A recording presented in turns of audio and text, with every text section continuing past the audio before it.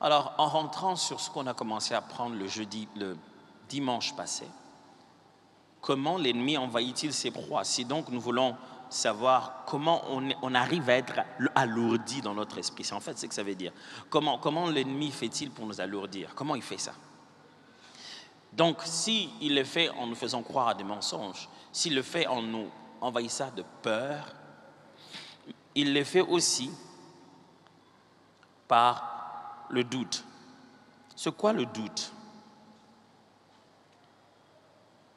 Le doute, mes amis, c'est la conséquence de mauvaises connaissances remplies de demi-vérités que le diable sert au monde d'aujourd'hui.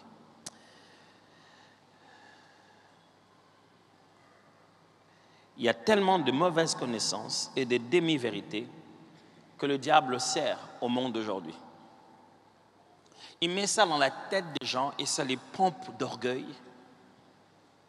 Et ça pompe surtout l'orgueil de l'homme sans Dieu. Dans Genèse au chapitre 3, à partir du verset 3, la Bible parle du fait que Satan est en train de dire à l'homme, « Non, vous ne mourrez pas, Dieu a dit que vous ne mourrez pas.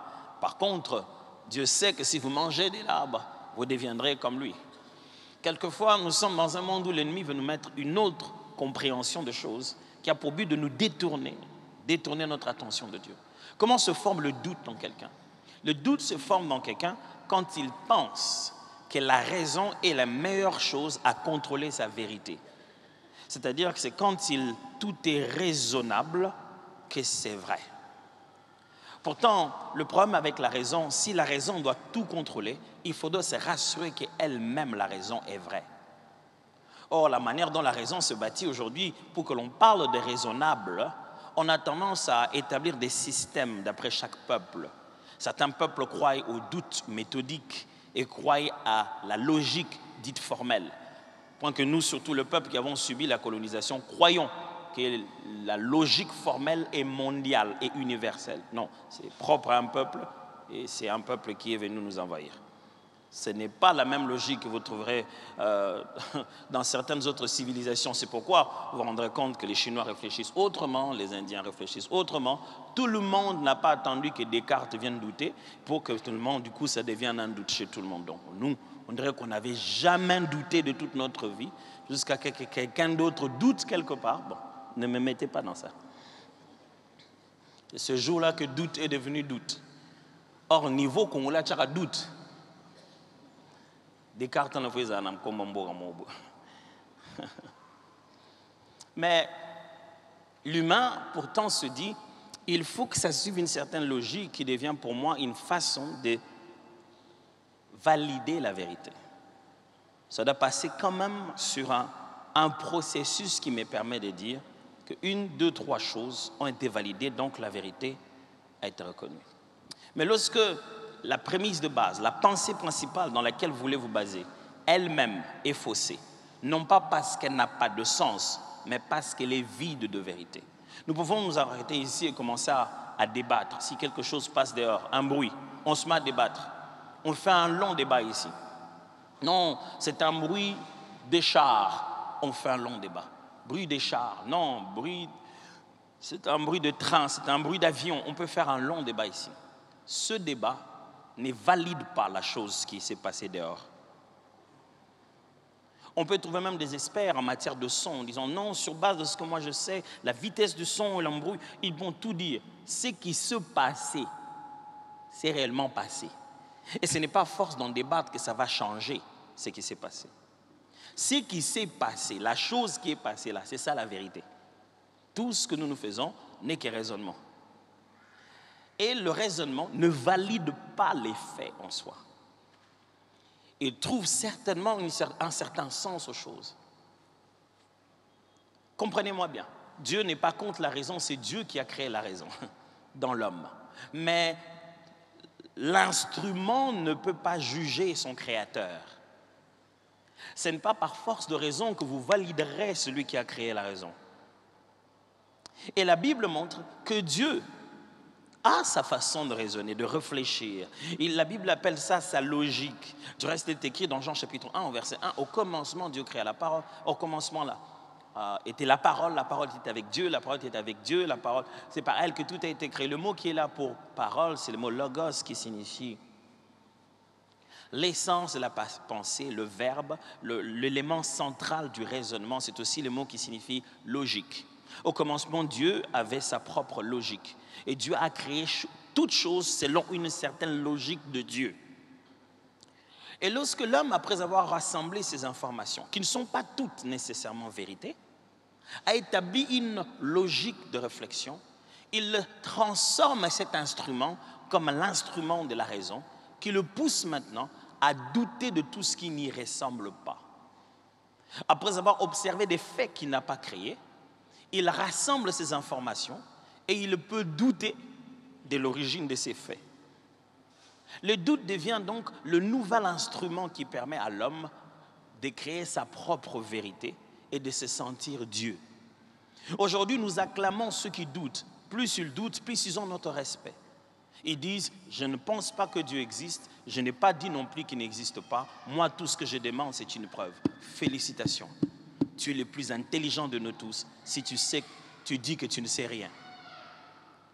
On est donc dans un système où il est plus facile de croire à quelqu'un parce que c'est un article scientifique de Chicago qui a dit que manger les champignons, c'est quand on voit un article publié, c'est toujours quelque chose, quelque part dans un pays lointain, qui a fait une recherche. C'est publié sur un site internet. Telle chose, il faut le manger. D'ailleurs, on n'a pas vu les scientifiques ce qu'ils ont dit. 2 semaines plus tard, d'autres scientifiques disent le contraire. Non, ils ont dit non. Non, si, ils ont dit que telle boisson est devenue même un détergent dans d'autres pays. Telle pilule est... Pourtant, ils ont tout bâti sur la logique et la raison. Et le degré de contradiction est juste incroyable. Dans cette posture, lorsque l'homme commence à prendre conscience qu'il est grand, il est fort, il peut raisonner par lui-même, établir sa volonté, il tombe dans le plus vieux piège de l'ennemi, devenir son propre Dieu. C'est ce qu'il dit à l'homme dans le jardin d'Éden. Satan dit, t'en fais pas, il n'y aura rien qui va t'arriver. Dieu sait que si tu manges, tu deviendras comme lui, tu deviendras un Dieu. Alors, il n'y a rien qui enveloppe l'esprit de quelqu'un comme le doute. Pourquoi? Parce qu'il est plus facile de convaincre un ignorant que de convaincre quelqu'un qui pense savoir. Quand quelqu'un a un savoir faussé, il est plus difficile à parler avec lui que de parler avec quelqu'un qui ne sait rien. Vous allez vous battre. Du non, moi je ne suis pas d'accord. Non, moi je ne suis pas d'accord. Regardez-les sur Internet, en train de faire des commentaires. Il va faire des arguments terribles. Parce qu'il doute et qu'il a des informations qui l'aident à douter. Le doute est l'un de voile que l'ennemi aime mettre dans la tête de quelqu'un sans qu'il ne se rende compte au fond de lui qu'il est sous un joug. Écoutez-moi, je voudrais le dire bien. Plus vous avez des diplômes, rien ne vous rassure que le diable ne vous trompe pas. Plus vous étudiez, rien ne vous rassure que vous êtes mieux armé contre le mensonge de Satan dans la tête. Vos diplômes ne vous mettent pas à l'abri des démons. Vous ne serez pas tellement intelligent que vous verrez venir Satan. Et s'il y a quelqu'un qu'on peut le mieux berner sur la terre, c'est un intellectuel. Il suffit d'entrer dans son cadre théorique et de poser chaque élément là où il est censé être. L'intellectuel est tout de suite berné. Il suffit de faire au prof les devoirs comme il voulait. Tu as 10 sur 10. Même si tu as piqué ça sur Internet de quelqu'un d'autre. Pasteur, est-ce que tu es contre? Tu dis que si on... Non, attention. Qui étudie? Moi, demandez à ma femme. De combien de fois il me demande d'arrêter? Je ne suis pas contre la science, ni contre la réflexion, ni contre la logique, ni contre le raisonnement empirique, ni contre l'approche scientifique. Je suis juste en train de dire que ces choses-là deviennent en soi-même une vraie prison. Et Paul le dit dans Romains chapitre 1, il dit, les hommes dans leur raisonnement, ils arrivent à un niveau de folie où ils transforment la créature en créateur et ils abandonnent l'usage naturel des choses, et l'usage naturel de l'homme, l'homme abandonnant l'usage naturel de la femme abandonnant l'usage naturel de l'homme, et ils se mettent à s'enflammer entre eux. La Bible le dit comme ça dans Romains chapitre 1. L'homme est devenu tellement raisonnable qu'il a si douté de Dieu qu'il pense qu'il peut être un chien quand il le veut. Vous pensez vraiment que c'est normal? Il décide d'une orientation dans laquelle il s'est dit, j'ai tellement réfléchi sur ça, que je pense que quand je me réveille, j'ai vu une blague, quelqu'un a dit, moi, je pense qu'à l'intérieur de moi, normalement, je suis riche. Je veux subir une opération pour être riche. Parce qu'à l'intérieur de moi, je me sens riche. Plus l'homme se croira intelligent, plus il s'éloigne de plus en plus de Dieu avec des arguments solides. Paul appelle ça des forteresses. Celui qui construit des murs doit se rassurer qu'il a laissé une porte de sortie. Mais l'homme, dans sa façon de construire des murs, se construit des murs d'emprisonnement. Quand il a fini, il ne sait plus par où sortir.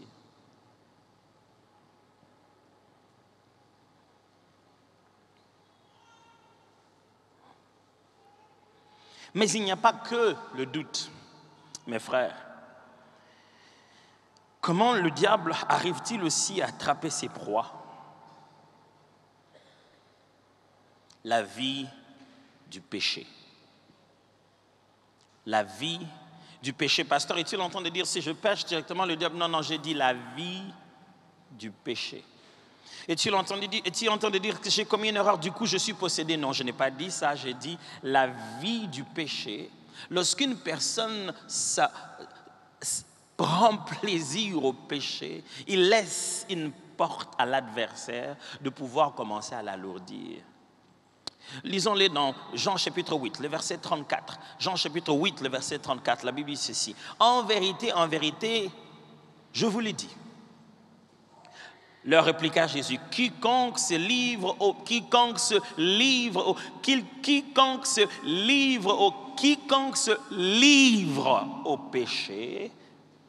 je n'ai pas dit quiconque a juste commis un péché, quiconque se livre au péché est esclave du péché. Or, l'esclave ne demeure pas toujours dans la maison, le fils y demeure toujours. Si donc les fils vous affranchissent, vous serez réellement libre. Mes amis, là où l'ennemi commence à nous alourdir, c'est quand nous nous livrons au péché. Quand au bout d'un moment, plus rien ne nous arrête, on prend plaisir dans notre mal, on sait dans notre conscience que c'est mauvais. C'est moralement mauvais, c'est socialement mauvais, c'est spirituellement mauvais, c'est rituellement mauvais. C'est mauvais pour moi, c'est mauvais pour tout le monde. Mes amis, qu'est-ce que Dieu a à voir avec les plaisirs que vous avez sexuellement? Pourquoi serait-il aussi mauvais à vous interdire des choses comme ça? Dieu ne vous interdit rien parce que ça lui fera à lui quelque chose. Tout ce que Dieu nous interdit de faire, c'est parce que ça nous fera à nous quelque chose et ça nous fragilisera vis-à-vis de l'adversaire. Si je vous présente ça à l'intérieur et que c'est une autre forme de boisson enivrante que vous n'avez jamais pris dans votre vie, si je place ça dans votre chambre pendant 24 heures, 30, vous allez passer des jours et des jours, ça ne vous tentera pas. Mais si vous avez déjà bu ça une fois, deux fois, et vous avez tenté de vouloir arrêter, vous avez réussi tant soit peu à ne plus le faire, si je viens, je dépose ça dans votre chambre. Dans 30 jours, quand je viendrai, je trouverai toujours la bouteille. Ça serait pas la même. C'est-à-dire que tu as tellement bu et que tu as racheté un autre. Parce qu'en passant là, ça te parle. Jésus aimait dire, le prince de ce monde arrive, il n'y a rien de lui en moi. Lorsque vous commencez à consommer le péché, à vous y livrer, vous commencez à avoir quelque chose de l'ennemi en vous. Il est très facile qu'il rappelle ses mouchards. Il n'a qu'à siffler. Tout ce qu'il y a de mal, tout ce que vous faites là-bas commence à vibrer à l'intérieur de vous. On raconte l'histoire d'un homme qui était fou, mais qui habitait une maison qui était abandonnée pendant longtemps. Il est habité et puis les propriétaires sont venus, ils ont pris l'endroit, ils l'ont chassé. Ils ont construit une belle maison. Un bon matin, le fou arrive. Il frappe à la porte. Tout le monde s'est dit, mais qu'est-ce qu'il a? Il dit, je dois récupérer quelque chose qui m'appartient ici. Ouh, on tente de les dissuader. Qu'est-ce qu'il y a? Tu n'y as rien de... On a parlé, elle dit, je ne partirai pas si je ne récupère pas mon histoire. On s'est dit, ok, si c'est comme ça, faites-les entrer. C'est quoi? Qu'est-ce qu'il y a ici? On voit le fou qui avance dans la meilleure partie du salon, là où se trouve le plus beau tableau. Il avance, il prend le tableau, il met de côté. Il va sortir son clou qu'il avait mis pour mettre ses habits, sur lequel ils ont mis le beau tableau.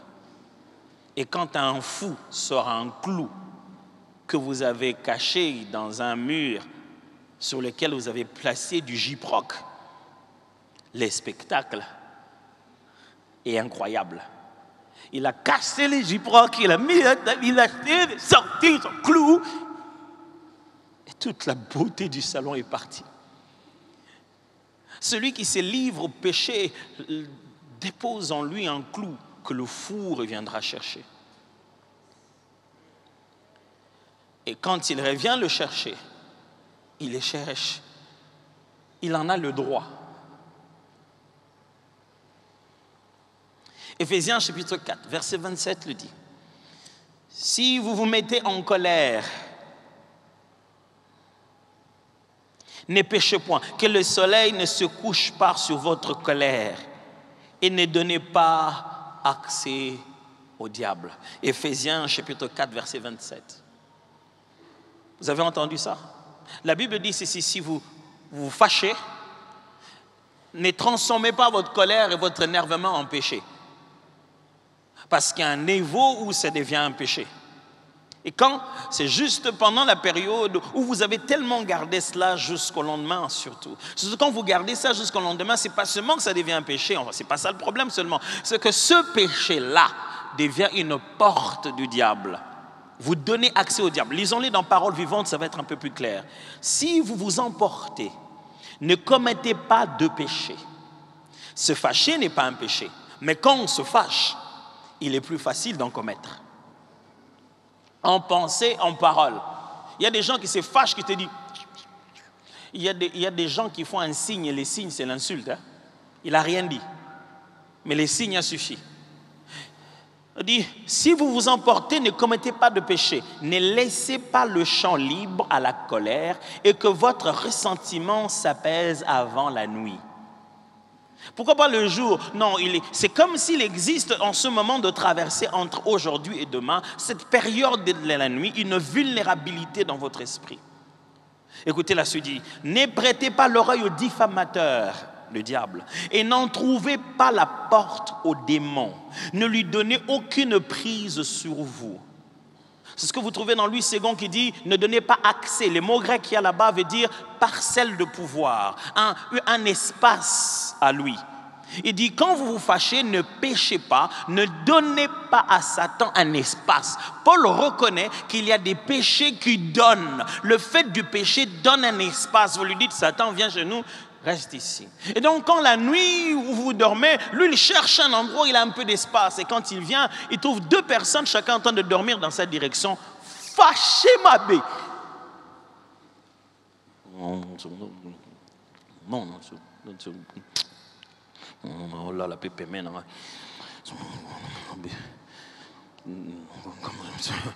quand vous faites ça, vous êtes vulnérable dans votre esprit. Quand vous drainez la colère avec vous d'un jour à un autre, vous vous faites du mal et vous vous fragilisez. Et le diable vous voit et dit hey, il m'a donné de la place. Vous lui avez cédé un terrain.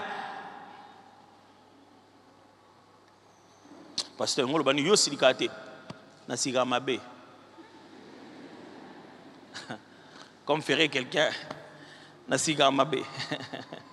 Mais faites tout. Pas pour demain.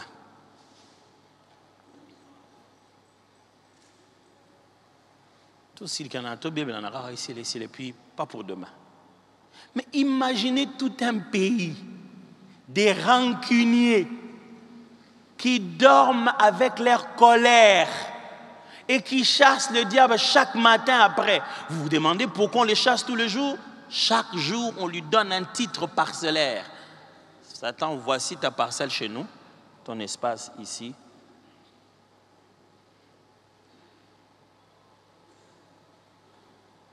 Non,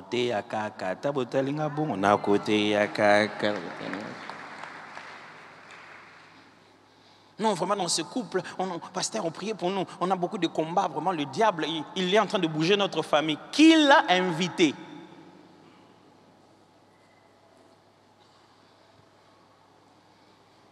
La colère, la rancune, la vie de péché, vous donnez au diable un espace. Mais il n'y a pas que la vie de péché. Comment l'ennemi prend-il ses proies? C'est aussi par les envoûtements.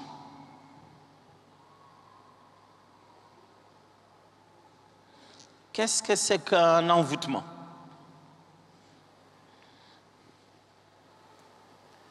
L'envoûtement, c'est le fait que l'ennemi, à travers un contact, un contrat inconscient, une acceptation indirecte, vous lui donnez droit de manipuler à distance votre vie. C'est ce qu'on appelle l'envoûtement.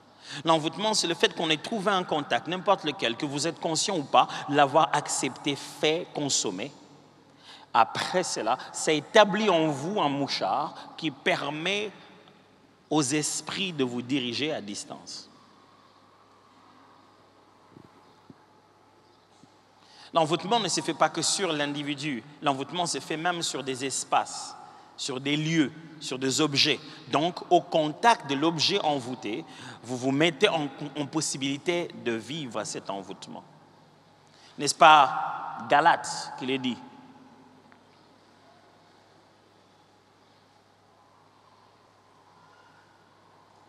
Galates qui le dit.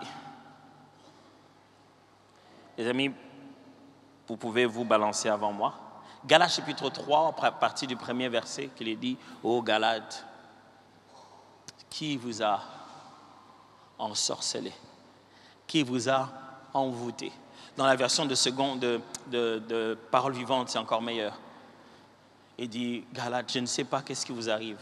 C'est comme si vous êtes envoûtés. » Le texte biblique reconnaît qu'il est possible que quelqu'un perde le nord sous le pouvoir d'un enchantement.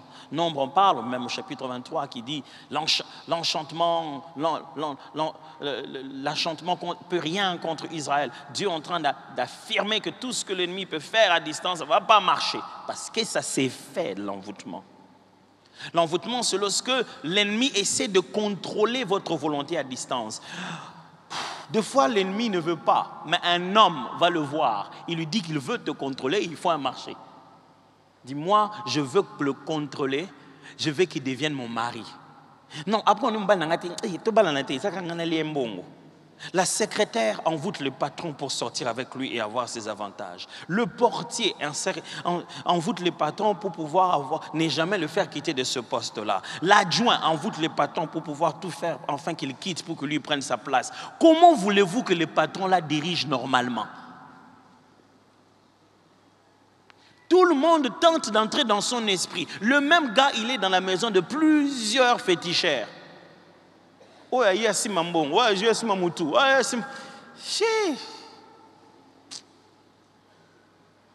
et vous vous plaignez en disant, mais on ne dirige pas bien. Pourquoi vous voulez qu'on dirige bien? Vous pensez que si vous envoûtez quelqu'un dans une partie, ça n'a pas de conséquences dans l'autre?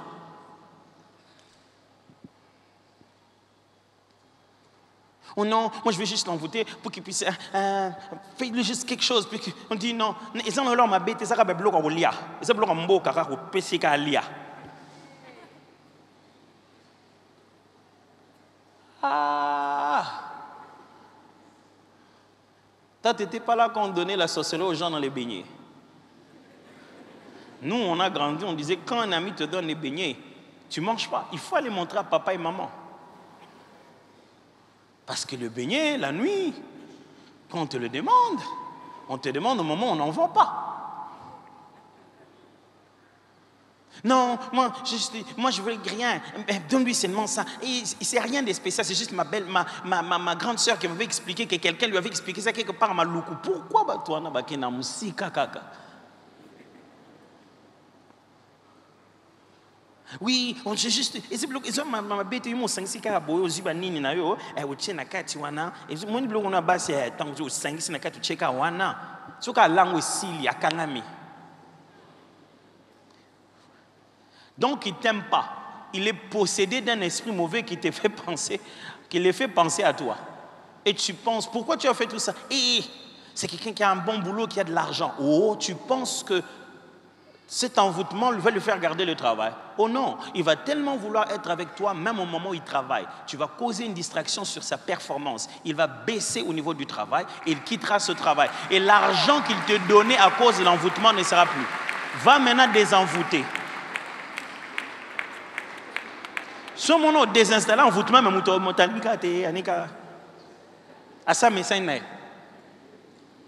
c'est ça le problème avec l'envoûtement. Tu désinstalles. Il ne va pas te haïr. Il continue à croire encore que d'une certaine manière, ce sentiment était vrai. Tu commences à dire, papa, il y a l'ingé aussi.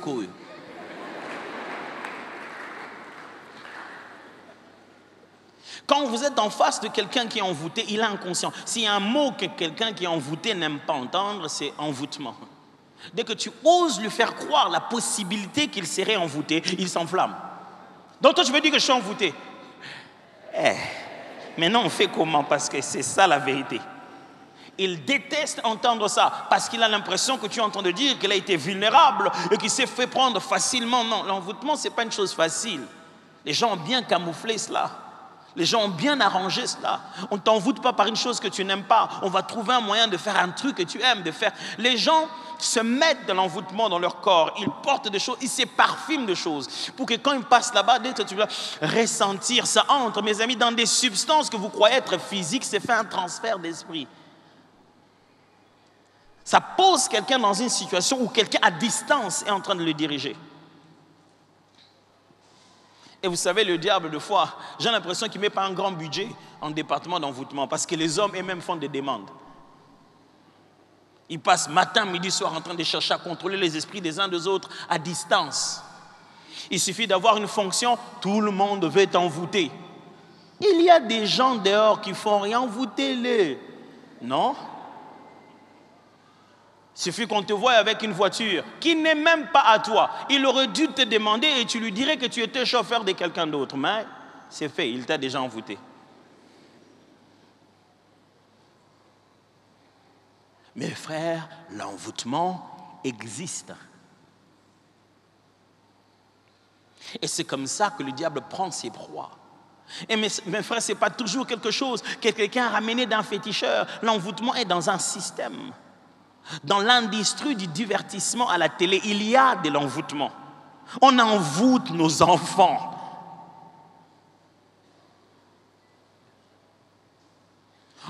L'envoûtement, c'est communiquer à des gens des informations spirituelles et mystiques sans qu'ils soient conscients qu'ils sont en train d'adhérer à quelque chose. Ils adhèrent déjà. Aujourd'hui, tous nos enfants savent qu'il y a quelqu'un qui a un super pouvoir. Et ils veulent avoir un super pouvoir.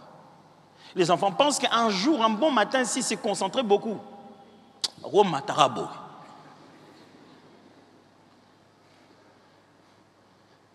il y a des enfants, tu le vois comme ça, va prendre la chaise, non, attends. Va prendre la chaise, attends, d'abord, je suis en train de bouger ça de loin. Au bout, tu bouges ça de loin, pourquoi? Et vous savez, dans l'industrie du divertissement, on n'invente pas toujours tout. Tout est lu et bien regardé dans les anciennes, la mythologie syrienne, babylonienne, romaine, égyptienne. C'est là qu'on mélange tous ces super pouvoirs. Les gestes et les mouvements qu'ils font là-bas ne sont pas faux, c'est vrai. C'est dans les livres mystiques, c'est ce qui se faisait. Des noms qui sont cités là-bas sont des noms qui sont vraiment dans les livres mystiques.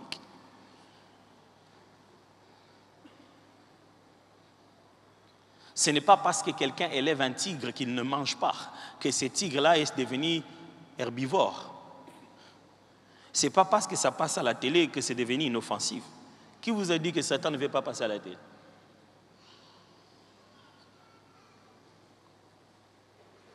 Non, mais ce sont des jeux, ce que c'est fait là, ce n'est que des effets spéciaux. Mais l'effet que ça fait en moi n'est pas l'effet spécial. Vous savez combien d'enfants ont perdu leur vie lorsque les grands films de Superman ont commencé, tous ces genres de films-là de super-héros? Combien d'enfants ont perdu leur vie en tentant de voler en l'air?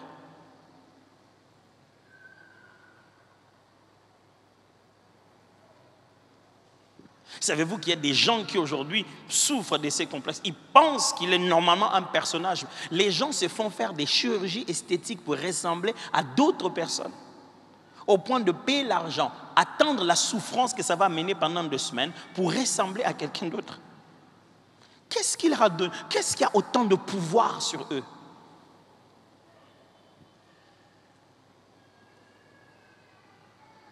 Il y a des livres qu'il ne faut pas lire. En soi-même, c'est un envoûtement. Non, je lis juste parce que je suis curieux. Tu seras curieusement envoûté. La curiosité n'annule pas l'envoûtement.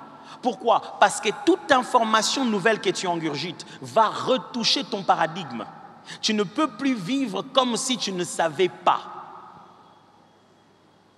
Maintenant, tu sais que cette possibilité existe. Et ça va te faire souffrir. Dans tous les cas, il y a côté. Il y a côté, il y a caca. L'envoûtement, ça c'est l'une des grandes méthodes que l'ennemi aime utiliser. Mais à part l'envoûtement, mes amis,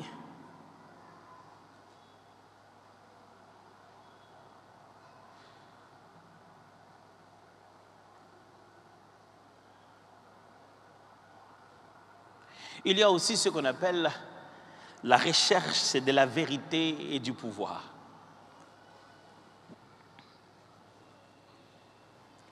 1 Corinthiens 1, 22 à 29 dit: les Juifs demandent des miracles et les Grecs recherchent la sagesse. Nous prêchons Christ crucifié. Scandale pour les Juifs et folie pour les païens, mais puissance de Dieu et sagesse de Dieu pour ceux qui sont appelés tant Juifs que Grecs. Car la folie de Dieu est plus sage que les hommes et la faiblesse de Dieu est plus forte que les hommes. Considérez, frères, que parmi vous qui avez été appelés, il n'y a ni beaucoup de sages selon la chair, ni beaucoup de puissants, ni beaucoup de nobles, mais Dieu a choisi les choses folles du monde pour confondre les sages. Dieu a choisi les choses faibles du monde pour confondre les fortes. Dieu a choisi les choses viles du monde et celles qu'on méprise, celles qui ne sont point, pour réduire à néant celles qui sont, afin que nulle chair ne se glorifie devant Dieu. Paul est en train de dire, pour les Grecs, ce qu'ils aiment, c'est le sophisme. Le maniement de l'intellect, c'est que les Juifs aiment, c'est la puissance mystique, le pouvoir du miracle. Nous, au milieu, nous prêchons juste Jésus. Qu'est-ce qui se passe? Il y a une quête naturelle que l'homme a de vouloir tellement savoir et tellement avoir. Cette quête du pouvoir et de la vérité, c'est ce qui a créé les sectes mystiques. De sorte que les gens sont dans l'occultisme, mais ils n'appellent pas ça comme ça. Ils ont d'autres noms pour ça. Ils appellent ça de confrérie. Et dans ces confréries, qu'est-ce que vous faites?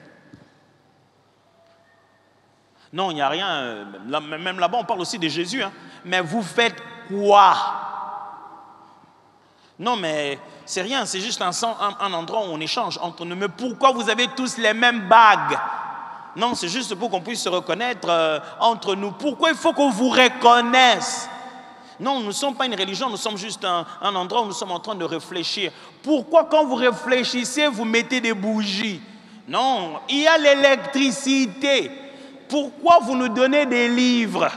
Pourquoi dans vos réunions, il y a des gens qui viennent faire des danses nues devant vous? Pourquoi après, alors, vous donnez des forces et des pouvoirs? Ça ne commence jamais comme l'occultisme.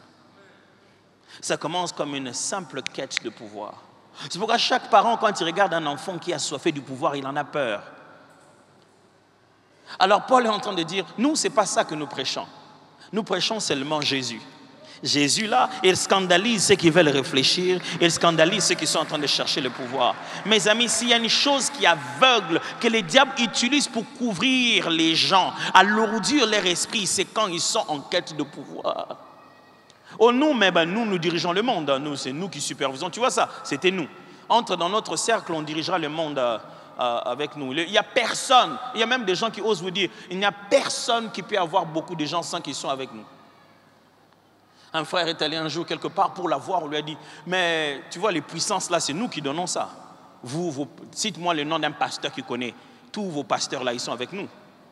Il cite des noms, il cite des noms. Il dit, bon oui, mais bien tout le monde, bien sûr. Quand tu iras dans la réunion et tu te rendras compte que je ne suis jamais là, tu seras déjà dedans. Vous pensez que le maître du mensonge va vous avoir en vous disant la vérité? Non, attendez. Vous pensez que le diable, celui qui est mensonge, Jésus-Christ dit, même quand il parle sincèrement en lui, il ment. Il dit, c'est la Bible qui dit ça. La Bible dit, même le diable, quand il parle du fond de lui-même, il ment. C'est-à-dire, le jour où le diable te dit, vlaï, c'est quoi ça? Il te ment. Le jour où il te dit, vraiment, le mal, c'est que lie en anglais veut dire mentir. Donc, et vous pensez que pour te recruter, il va te dire la vérité. Les temps que tu te entres et tu te rends compte, mais ouais, puis Vanda, on a sokobimi to bomi par an. Mes amis, vous voulez le pouvoir, vous voulez être un ministre, bossez dur. Si vous ne pouvez pas être un ministre, c'est que vous n'êtes pas appelé à être un ministre. Nous ne deviendrons pas tous ministres. Si on te demande la vie de quelqu'un d'autre pour que tu deviennes ministre, c'est lui qui a l'étoile. On te demande de l'éteindre pour qu'on fasse fonctionner chez toi. Et ça, tu le paieras cher. Pas dans cette vie seulement, même dans l'avenir. Comment peux-tu aller croire à l'occultisme et croire qu'il n'y a pas de vie après la mort? Comment peux-tu aller manipuler les esprits et donner les vies des gens et croire qu'il n'y aura pas de jugement? Comment on peut t'aveugler jusqu'à ce point? Comment peux-tu être dans un monde qui manipule le physique et croire, après être mort, il n'y aura pas un monde qui va gérer ce que tu vas devenir? La soif au pouvoir a fait entrer les gens dans des endroits. Oh non, nous sommes juste un club d'amis, hein, c'est entre nous seulement. Il n'y a rien de mal qu'on fait. Il n'y a rien de mal qu'on fait. Il n'y a toujours rien de mal qu'on fait. Au début, on vient, on se rencontre, on fait les sports ensemble. Demain, après, on va manger quelque part. Après, on va dans une boîte. Après, on t'appelle un jour. On te fait signer un papier vierge. Donc, tu ne sais pas, mais signe seulement.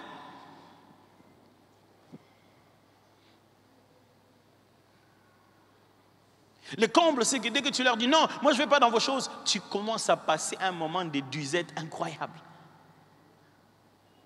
Ils te disent, dis seulement oui, on te donne seulement ça. C'est une vieille histoire depuis la Bible. Ils ont dit ça à Jésus. On ne te promettra jamais une chose à laquelle tu n'es pas destiné. S'ils te disent, signe seulement tu auras de l'argent, c'est que tu en as. Attends seulement. La quête au temps, les gens veulent être tellement pressés et le diable le remplit.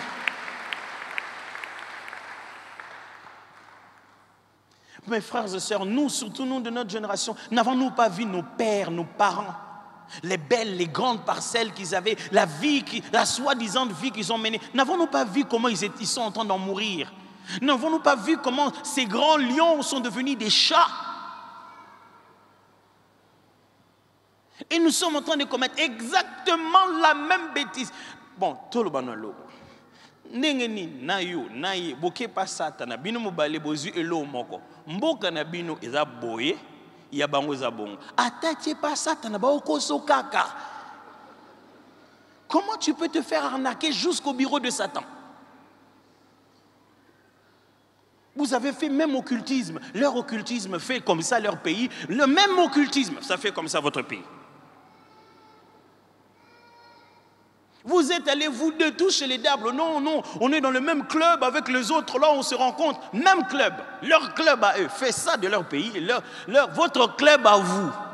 Fait ça de ce pays. Même là-bas aussi, on vous a menti. Même chez les diables, on dit la kendeka avant yo. MC Bajona Boyawa.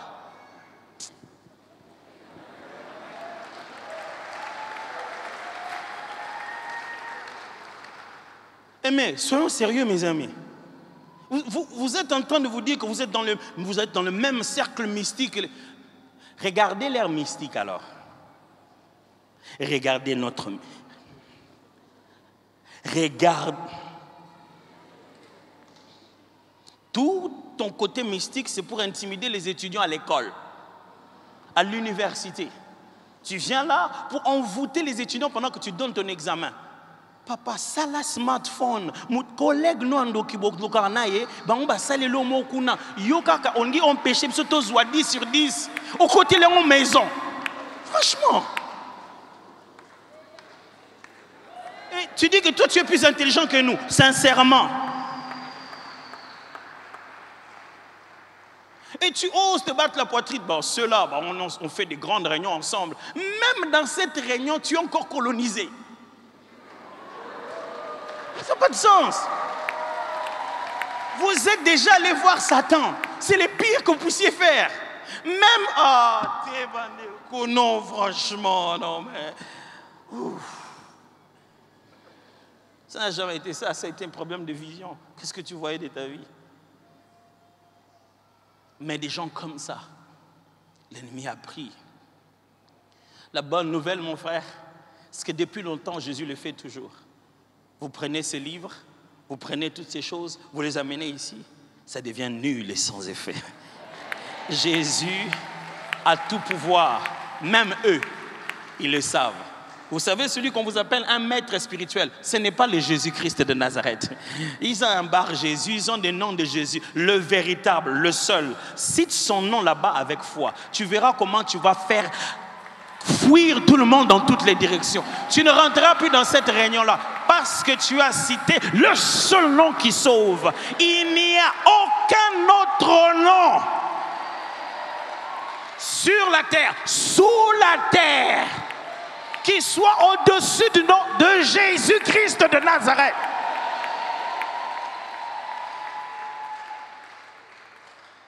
Vous croyez vraiment que tel que je suis là, je dois chercher une force spirituelle pour avoir un jet privé? Vraiment. Pour avoir un jet privé que quelqu'un d'autre a fait. Et je vais lui donner tout mon argent. C'est pour ça que je vais vendre mon âme. L'argent de la banque. Auto à dollar, on m'a contrôlé. Et je vais donner mon enfant pour ça.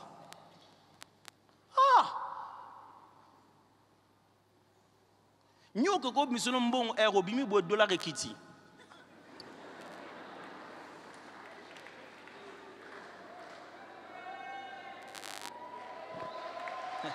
On fait quoi maintenant? On fait quoi maintenant? Pourquoi? Pourquoi je donne? Ça fait partie de mon parcours. Le jour où vous m'enverrez à l'intérieur, c'est prévu, c'est dans les plans. Consulte un plan. Il a dit ceci: je connais les projets que je formais pour vous. Va visiter les projets. Le diable te ment. Dans les projets, il est écrit tous genoux fléchiront. Mais lui te dit va fléchir devant moi. Dans les projets, il est écrit tous genoux. C'est lui qui devait fléchir. Vous ne laissez pas envahir, mes frères. Ne vous laissez pas alourdir pour rien. Jésus revient bientôt. Dans ces clubs-là, il n'y a pas de journée mondiale de qui veut sortir. On te dira, on n'en sort pas. Dis non, mais moi je suis fatigué, je pense que je vais abandonner. Quoi? Si tu oses, tu verras. Papa, mais j'étais venu par moi-même, oui. Si tu oses, tu verras. Mais c'était un club, hein, méga. Mais c'était un groupe de réflexion. Hein. Ce n'est plus un groupe de réflexion et tu le sais. Frères et sœurs, il y a tellement de choses à dire là-dessus. Mais pour chacune de ces choses que l'ennemi utilise pour pouvoir alourdir notre esprit, je n'ai même pas eu le temps de parler d'addiction ici, j'en parlerai. C'est que chacune de ces choses a une solution dans la parole de Dieu. Si vous sentez que c'est le péché qui vous alourdit le plus, voici la solution de la Bible. Confessez-vous les péchés les uns les autres.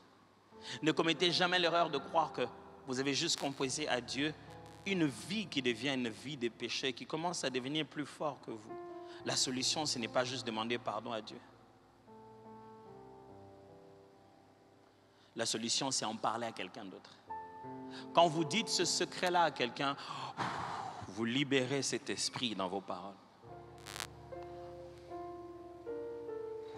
Pasteur, je voudrais parler aux gens, mais les gens à l'église, vraiment, ils sont mauvais. Quand tu leur parles de tes histoires, ils vont le dire aux gens. Je suis désolé. Les êtres humains sont comme ça. Je suis vraiment désolé. Mais est-ce que c'est la qualité? Pourquoi aurais-tu autant mal que ce qui est vrai soit autant exposé? Parce que chacun de nous a besoin d'un peu d'intimité. On ne veut pas être exposé. Mais vous savez pourquoi le diable fait ça? Il veut te faire croire que tu n'es pas à l'abri. Tu es à l'abri qu'avec lui. Et tant que vous aurez un secret, il te manipulera. Le diable ne garde pas de secrets. Un jour, il le mettra sur YouTube. Il sait que le pouvoir qu'il a sur toi, c'est parce que tu n'en parles à personne. Cherchez un homme de Dieu. Cherchez un pasteur. Cette semaine, trouvez-en un. Il peut ne pas être un pasteur, il peut être un ministre dans un département, un chef d'un département. Il n'a même pas besoin d'être ça, il peut juste être ton frère dans le Seigneur. Parle-lui. Tu n'as pas besoin d'aller en détail, mais cite cette chose. Dis, prie avec moi. Ce n'est pas lui qui va te pardonner. Certes, oui, il y a une dimension où il va le faire. Mais lorsque tu auras non seulement confessé cela, mais reçu le pardon de Dieu, au moment de confesser, c'est à ce moment-là que tu libères cet esprit. Et tu n'as même pas besoin de tomber pour ça. Tu fais perdre à l'ennemi toute sa puissance. Je connais un homme qui est venu me voir, me dire des problèmes très très difficiles. C'était une dame d'ailleurs, de sa vie. Après, chaque fois que j'étais avec des gens et qu'elle passait, que je parlais avec des gens, que je riais, la minute qui suivait venait me voir. Vous n'avez pas besoin de faire le suivi de votre problème. Vous l'avez abandonné. Il ne faut pas qu'après que vous m'ayez parlé, vous commencez à surveiller le statut de ma femme. Les femmes adultères, il faut savoir. Si on en a parlé, on en a parlé. Parler au pasteur, attends, on est à Kipane, ma kamute. Moussa nanga yangwana. Et l'on nanga na bizel nanga fuzaka net na kipa makamute. So nazaki na kipa makamingi okolo banangate. Obonumona kana landa makambo abatu. Ata yo moko ebele na bino boza muna mto ebisinga likamune na bomba na mtu na ebisa batu mususu. Bobo mangate. Pourquoi tu te déchargerais sur moi? C'est lui qui a dit, venez à moi, vous tous qui êtes fatigués. Mon travail est de vous entendre, de parler avec vous et de faire partir. Après demain, tu as l'impression que je ne suis pas sans fautiste. Je porte ça comme fardeau. Mais mon travail à moi, ce n'est pas tout le temps prendre tes souffrances ou tes problèmes et les mettre sur moi. Et moi-même, je vivrai comment? Dois-je être triste de ta tristesse chez ma femme et vivre tristement avec elle parce que toi tu as été triste?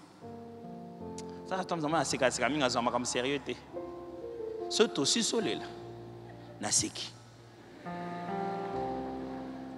Parce que mon travail consiste à t'entendre, parler avec toi, aller jusqu'au bout dans cette affaire. Après, c'est Jésus qui a pris ça à la croix. Et si je ne sais pas me renouveler, je ne peux pas entendre une autre personne. Je fais ce qu'on appelle en psychologie un transfert. Je commence à vivre vos vies, de l'imputation en moi. Et ils sont entraînés pour ça. Pour ne pas vivre ça comme ça. Voyez un responsable. Mais j'aimerais vous prévenir, peut-être qu'au moment où vous voulez aller voir quelqu'un d'autre pour parler de ce qui arrive dans votre vie, quelqu'un d'autre vient vous parler vous. Et vous avez envie de lui dire, bon, attends d'abord, moi j'ai... Mais la Bible n'a pas dit, confessez vos péchés à l'un de ceux qui est juste. Dit-vous, confessez-vous les péchés les uns les autres. Ce dont la Bible a le plus besoin ici, c'est créer ce cadre de dévoilement. Cet endroit où l'ennemi est humilié. Parce que le petit secret qu'il avait a été découvert.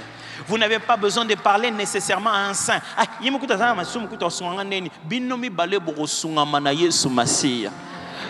Lorsque le peuple sur qui est invoqué son nom s'humilie et cherche sa face, il répond de haut de cieux. Vous n'avez pas besoin de chercher le saint de l'église. Vous avez juste besoin de chercher un frère, une sœur, un responsable, quelqu'un en qui vous avez confiance. Si vous pensez que vous n'avez confiance à personne dans cette église, allez là où vous avez confiance. Mais ne restez pas comme ça. Ne laissez pas l'ennemi vous faire croire. Ça va arriver. Depuis que ça va arriver, est-ce que c'est arrivé? Est-ce que ça a changé? Je me rappelle dans mon parcours, j'avais tellement besoin d'aide une fois. J'ai attendu un ami à un moment où j'étais en train de prier, j'attendais qu'il vienne pour qu'on parle. Le moment où il arrive, il commence à me dire vraiment, j'ai des choses à te dire. Je dis, ah papa, moi aussi j'ai des choses à te dire.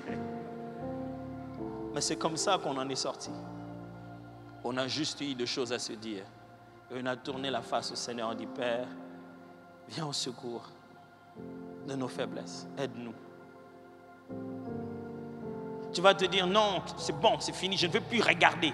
Je vais même éteindre mon téléphone. L'Internet va fonctionner. Et tu seras toujours tenté. La solution de la Bible, c'est que quelqu'un d'autre doit savoir. Et tu dois lui donner la permission de t'appeler. Dis, mon cher, comment ça va aujourd'hui? C'est bon, c'est bon. Au Taliban, plan honnêteté, j'espère. Quelqu'un doit avoir le droit de checker. C'est comme ça qu'il t'aide à faire le processus de te débarrasser des choses qui sont devenues si régulières. Et on nous fait croire que la foi chrétienne, c'est bon de l'ensemble, non, non. Non, Jésus veut une famille. C'est comme ça qu'on s'entraide les uns les autres. Mais pasteur, il faut que ce soit quelqu'un qui est vraiment très discret. Est-ce que toi, tu es suffisamment discret? Oui. Donc, quelqu'un peut venir chez toi? Oui. Donc, tu crois que Dieu a une réserve des gens discrets? Comme toi? Ou tu penses être unique au monde? Si tu es discret, Dieu te trouvera indiscret. Mais pasteur, il y a tellement eu des abus dans les églises. Hein? Les gens ont commencé à parler des choses des gens, surtout avec les réseaux sociaux d'aujourd'hui, vraiment. Ça, ce n'est que l'intimidation de l'ennemi pour te faire croire que n'en parle pas. Tu n'as même pas dit, tu as déjà vu ton nom sur YouTube. Tu sais, dans tous les cas, si tu ne dis pas, le nom finira sur YouTube. Tu veux l'avoir là-bas avec cette vie? Ou tu veux l'avoir là-bas parce que quelqu'un a pensé que tu es toujours ce que tu étais pendant que tu as totalement changé?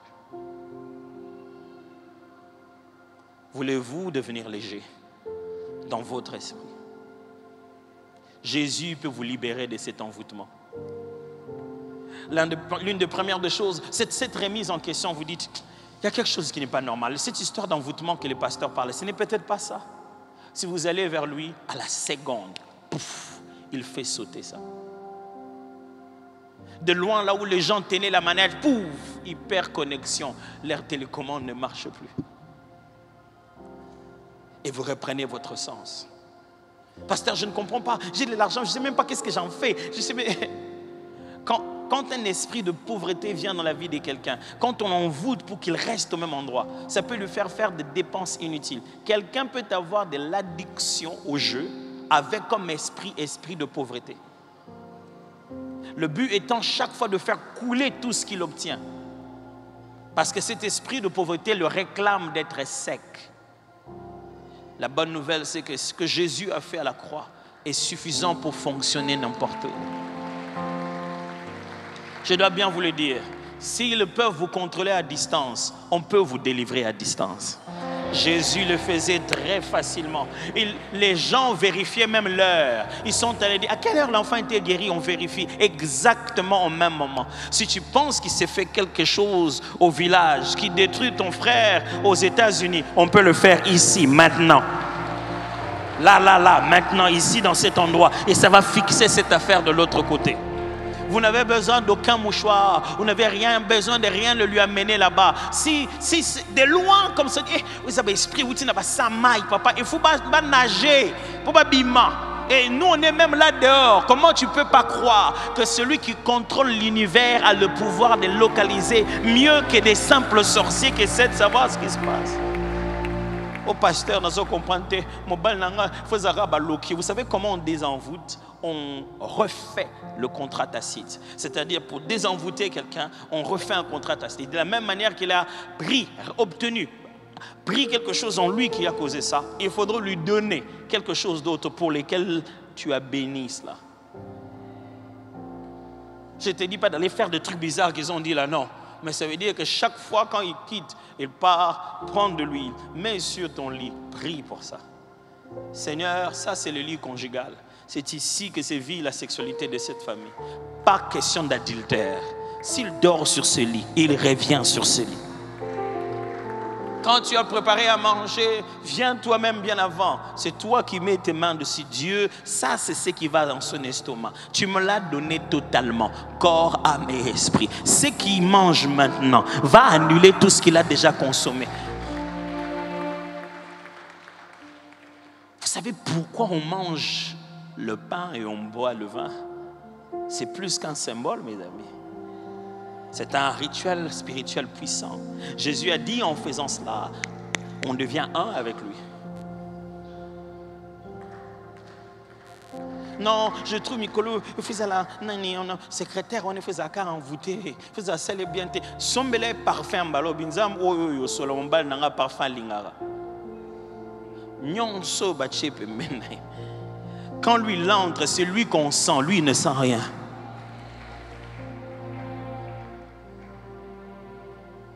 On peut prier.